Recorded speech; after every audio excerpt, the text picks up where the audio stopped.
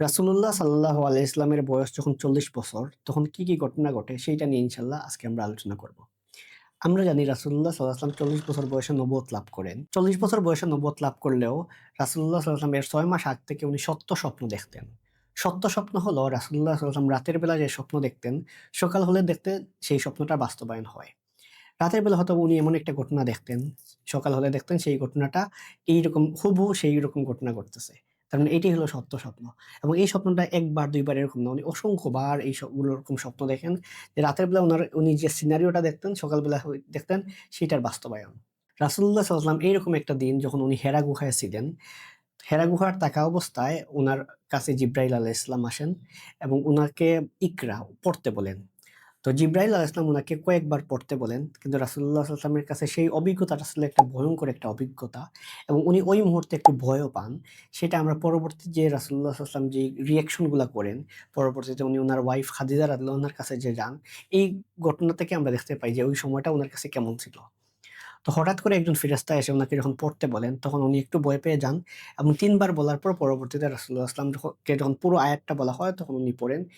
এবং সূরা আলাকের যে ১ম ৫ টা আয়াত নাযিল হয়, এটা ছিল এমন একটা ঘটনা যে মানব ইতিহাসের সর্বশেষ যাকে আল্লাহ রাসূল হিসেবে প্রেরণ করেন, তার নবুয়ত লাভটা এই ৪০ বছর বয়স থেকেই শুরু হয় এবং তখন আল্লাহর সর্বশেষ নবীকে এই নবুয়তটা দান করেন। ৪০ বছর বয়সে রাসূলুল্লাহ সাল্লাল্লাহু আলাইহি ওয়াসাল্লাম নবুয়ত লাভ করেন এবং নবুয়ত লাভ করার পর রাসূলুল্লাহ সাল্লাল্লাহু আলাইহি ওয়াসাল্লাম সোজা চলে যান উনার ওয়াইফের কাছে, উনার ঘরে।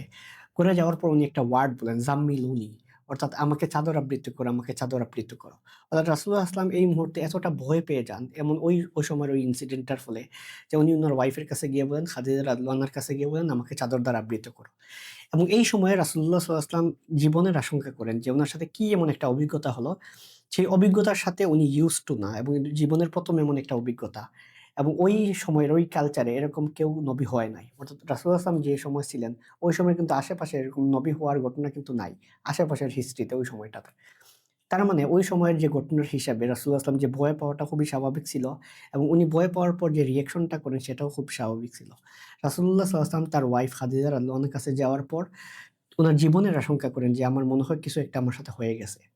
তখন খাদিজা রাদিয়াল্লাহু আনহা রাসূলুল্লাহ সাল্লাল্লাহু আলাইহি ওয়াসাল্লামকে সান্ত্বনা দেওয়ার পাশাপাশি এমন ৫ টা গুণ বলেন যে, যেই মানুষের সাথে এইরকম গুণ আছে, যেই মানুষের এরকম গুণ আছে, সেই মানুষটার সাথে আল্লাহ কখনোই খারাপ বিহেভ করবেন না। আল্লাহ কখনো তাকে লাঞ্ছিত করবেন না, অপমান করবেন না। নিশ্চয়ই এটার মধ্যে ভালো কিছু আছে। অর্থাৎ খাদিজা রাদিয়াল্লাহু আনহা ১ম এ যখন রাসূলুল্লাহ সাল্লাল্লাহু আলাইহি ওয়াসাল্লামের এই অভিজ্ঞতাটা শুনেন, শোনার সাথে, সাথে একজন ওয়াইফ হিসেবে পজিটিভলি রিঅ্যাক্ট করেন এবং রাসূলুল্লাহ সাল্লাল্লাহু আলাইহি ওয়াসাল্লামকে আশাবাদী হতে বলেন যে, "আল্লাহ নিশ্চয়ই আপনার সাথে খারাপ কিছু করবেন না।" এটা করেই উনি শেষ করেন নাই। খাদিজা রাদিয়াল্লাহু আনহা উনি রাসূলুল্লাহ সাল্লাল্লাহু আলাইহি ওয়াসাল্লামকে নিয়ে যান ওয়ারাকা ইবনে নওফেল উনার কাছে। ওয়ারাকা ইবনে নওফেল ছিলেন খাদিজা রাদিয়াল্লাহু আনহার কাজিন এবং উনি ছিলেন ওই সময়ের একজন বাইবেল বা ওই সময়ের যে অ্যা আহলে কিতাব যে গ্রন্থগুলো আছে সেগুলার এক্সপার্ট। তো ওয়ারাকা ইবনে নওফেল উনার কাছে নিয়ে যাওয়ার পর ওয়ারাকা ইবনে নওফেল যেহেতু উনি ছিলেন এক্সপার্ট এইসব ব্যাপারগুলো উনি বুঝতেন। যাওয়ার পর ওয়ারাকা ইবনে নওফেলের কাছে রাসূলুল্লাহ সাল্লাল্লাহু আলাইহি ওয়াসাল্লাম পুরো ঘটনাটা খুলে বলেন যে, "আমার সাথে এইরকম ঘটনা ঘটে।" ওয়ারাকা ইবনে নওফেল বলেন, "আপনার কাছে নামুস নামে একটা ফেরেশতা মনে হয় আসছিল। যে ফেরেশতাটা মুসা আলাইহিস সালামের কাছেও আসে।" দ্যাট মিনস ওয়ারাকা ইবনে নওফেল জানতেন যে এই ঘটনাগুলা এমন যদি আসলে এরকম হয়ে থাকে রাসূলুল্লাহ সাল্লাল্লাহু আলাইহি ওয়াসাল্লামের কাছে শোনার পর তাহলে আপনার কাছে নিশ্চয়ই একজন ফেরেশতা আসেন, যে ফেরেশতা মুসা আলাইহিস সালামের কাছে আসেন। অর্থাৎ ওয়ারাকা ইবনে নওফেল রাসূলুল্লাহ সাল্লাল্লাহু আলাইহি ওয়াসাল্লামকে নবী হিসেবে স্বীকৃতি দেন যে বলেন যে এটা আসলে এরকমই। পরবর্তীতে ওয়ারাকা ইবনে নওফেল উনি রাসূলুল্লাহ সাল্লাল্লাহু আলাইহি ওয়াসাল্লামকে বলেন যে, "আমি আশঙ্কা করি আপনার সাথে কিন্তু আপনার জাতির যে গোষ্ঠী, আপনার যে জনগণ তারা খারাপ বিহেভ করবে।" তখন রাসূলুল্লাহ সাল্লাল্লাহু আলাইহি ওয়াসাল্লাম বেশ অবাক হন যে, "আমার সাথে তারা কেন খারাপ বিহেভ করবে? সবাই তো আমাকে আল-আমিন বলে ডাকে।" তখন ওয়ারাকা ইবনে নওফেল বলেন, "যারা এইরকম দ্বীনের কাজ করে, যারা এরকম দাওয়াত দেয় তাদের সাথে সবসময় এইরকম করাই হয়। আর আমি আশা করি যদি আপনি বেঁচে থাকি তখন আমি আপনাকে হেল্প করব।" এই ঘটনা থেকে দেখতে পাই যে ওয়ারাকা ইবনে নওফেলের এই উক্তিটার মাধ্যমে প্রমাণ করে উনি আল্লাহর রাসূল সাল্লাল্লাহু আলাইহি ওয়াসাল্লামের রিসালাত উনাকে নবী হিসেবে স্বীকৃতি দেন এবং এর আগ থেকেই তো উনি তাওহীদবাদী ছিলেন। উনি আল্লাহকে এক হিসেবে স্বীকার করতেন।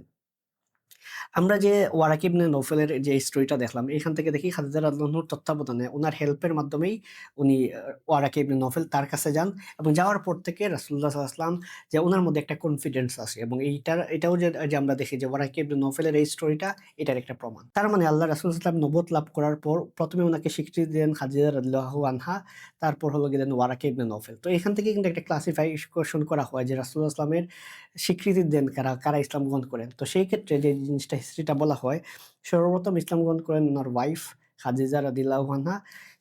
ছেলেদের মধ্যে, পুরুষদের মধ্যে ইসলাম গ্রহণ করেন আবু বকর রাদিয়াল্লাহু আনহু। বাচ্চাদের মধ্যে, শিশু-কিশোরদের মধ্যে সর্বপ্রথম ইসলাম গ্রহণ করেন আলী রাদিয়াল্লাহু আনহু এবং ফ্রিড স্লেভ অর্থাৎ মুক্ত দাস তাদের মধ্যে ইসলাম গ্রহণ করেন যায়েদ ইবনে হারিসা রাদিয়াল্লাহু আনহু। এবং আমরা রাসূলুল্লাহ সাল্লাল্লাহু আলাইহি ওয়াসাল্লামের আরেকটা হাদিস থেকে বুঝতে পারি যে ওয়ারাকা ইবনে নফেল উনিও কিন্তু ইসলাম গ্রহণ করেন এবং উনাকে রাসূলুল্লাহ সাল্লাল্লাহু আলাইহি ওয়াসাল্লাম বলেন উনি এখন জান্নাতে আছেন। সেই ঘটনা থেকে আমরা দেখতে পাই ওয়ারাকা ইবনে নফেল উনিও কিন্তু মুসলিম ছিলেন, উনাকেও কিন্তু সাহাবী বলা যায়। এই সময় রাসূলুল্লাহ সাল্লাল্লাহু আলাইহি ওয়াসাল্লামের উপর কয়েকটা সূরা নাযিল হয়। তার ৪০ বছর বয়সে অনেকগুলো সূরা নাযিল হয়। তার মধ্যে যদি আমরা বলি সূরা আলাক, এই সূরাটা নাযিল হয়। সূরা মুদ্দাসির, এই আসলে ইসলামের ১ম দিকের কয়েকটা সূরা।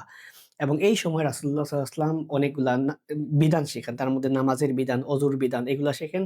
নামাজ ৫ ওয়াক্ত ফরজ হয় পরবর্তী সময়ে, কিন্তু এই সময় নামাজ ছিল এবং রাসূলুল্লাহ সাল্লাল্লাহু আলাইহি ওয়াসাল্লাম নামাজ পড়েন এবং সেই ঘটনাটা আমরা দেখি যে রাসূলুল্লাহ সাল্লাল্লাহু আলাইহি ওয়াসাল্লাম কাবা ঘরে গিয়ে নামাজ পড়েন। তার সাথে ছিলেন খাদিজা রাদিয়াল্লাহু আনহা, আলী রাদিয়াল্লাহু আনহু, এরকম সাহাবীদের সাথে নিয়ে রাসূলুল্লাহ সাল্লাল্লাহু আলাইহি ওয়াসাল্লাম নামাজ পড়েন। তার মানে আমরা যদি রাসূলুল্লাহ সাল্লাল্লাহু আলাইহি ওয়াসাল্লামের জীবনের ৪০তম বছর দেখি, সেই বছরে দেখি রাসূলুল্লাহ সাল্লাল্লাহু আলাইহি ওয়াসাল্লাম এই সময় নবুয়ত লাভ করেন এবং এই সময়টাতে রাসূলুল্লাহ সাল্লাল্লাহু আলাইহি ওয়াসাল্লামের যে ওয়াইফ খাদিজা রাদিয়াল্লাহু আনহা থেকে শুরু করে অন্য সাহাবীরা এই সময় ইসলাম গ্রহণ করেন এবং এই সময়টাতে রাসূলুল্লাহ সাল্লাল্লাহু আলাইহি ওয়াসাল্লামের উপর কয়েকটা সূরা নাযিল হয়।